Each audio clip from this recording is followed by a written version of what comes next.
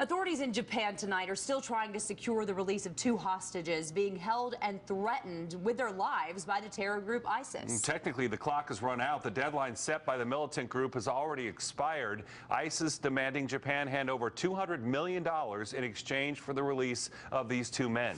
Tonight, new questions about beheadings in the Middle East, especially in the wake of the death of Saudi Arabia's king. Washington correspondent Kristine Frazao has that. This is James Wright Foley. The beheading of American journalist James Foley triggered a swift U.S. military response.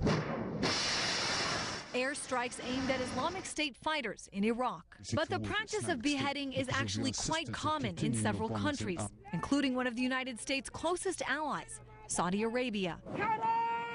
This video of the beheading of a woman in Saudi Arabia was recently leaked online.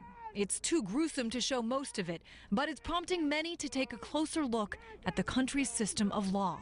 Last year alone, 87 people were executed, most by public beheading, according to Human Rights Watch. Joe Stork heads up the Middle East division of that organization. If you look at the ideology of ISIS, and if you look at the ideology of the ruling religious establishment in Saudi Arabia, there's not a whole lot of difference. This crime and punishment chart shows ISIS and Saudi Arabia are almost identical.